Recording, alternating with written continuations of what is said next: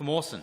Thank you very much, Mr Speaker. Look, I rise today on an extraordinary censorship issue in South Australia by the Electoral Commission of South Australia, and involves the upcoming council elections. And this should disturb anyone who has any sense of fairness around the democracy that we live in and the right to freedom of speech. We have a candidate running for mayor in the city of Onkaparinga. Her name is Erin Thompson. She's the only one of 5 candidates who hasn't been a member of the Onkaparinga Council or is currently a member of the Onkaparinga Council and putting their hand up in this mayoral race. So she sees herself as a clean skin, as someone with 10 years of experience in communications in Unley Council. She's worked with business and tourism over her career, and she lives in the city of Onkaparinga. So when she set out to explain who she is to the voters in the city of Onkaparinga, the Electoral Commission of South Australia actually knocked her back. They drew big lines through words as terrible as but, and fresh start, and new leadership, and re-engage, and better, and back on track, and better again, and clean slate. This is outrageous.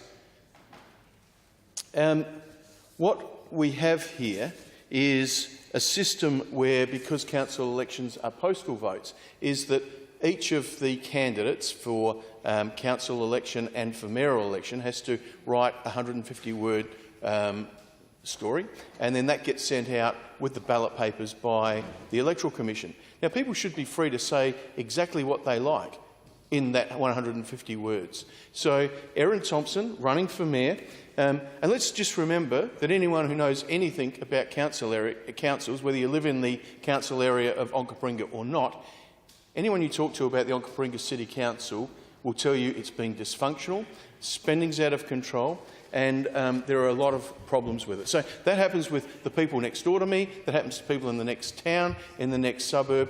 Everyone is of that same view. So when you have someone who wants to take on a very big job as part of her already busy lifestyle, those people should be commended. And I'll just read from the original of Erin Thompson's 150-word pitch to voters in our local area. She started by saying, "Our city is a fantastic place full of promise and potential." So they got the tick from the censors at the Electoral Commission of South Australia.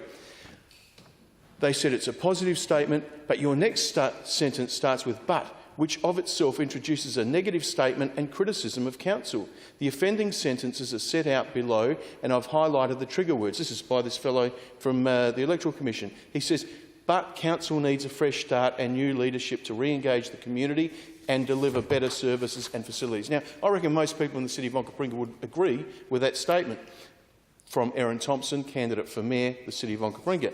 But this fellow has taken out the word "but," the word "fresh start," the word "new leadership," the word "re-engage" and the word "better."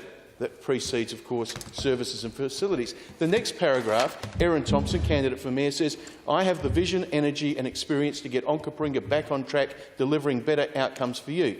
Okay, so the words "back on track," censored, out. "Better outcomes," out.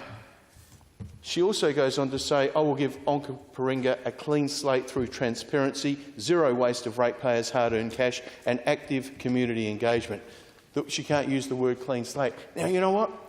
As a ratepayer of Onkaparinga City Council and a local resident, I know we all want a clean slate.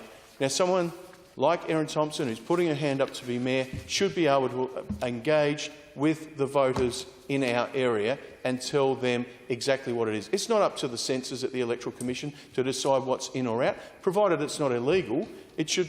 People should be allowed to write whatever they want, as long as it doesn't defame anyone. She's putting her point of view, which every one of us in this place appreciates. You know, we don't always get it right when we go out and have our say, but we appreciate and we respect for the right of everyone in this place, and indeed people in our wider community, to stand up and say what it is that they think. So I think this is a disgrace. I think the Electoral Commission of South Australia owes Erin Thompson, candidate for mayor in the city of Onkaparinga, a massive apology, and I think they should actually look at posting out her 150-word profile in full next week, when the printed brochure that I'm sure has already been printed goes out to voters across the city of Onkaparinga.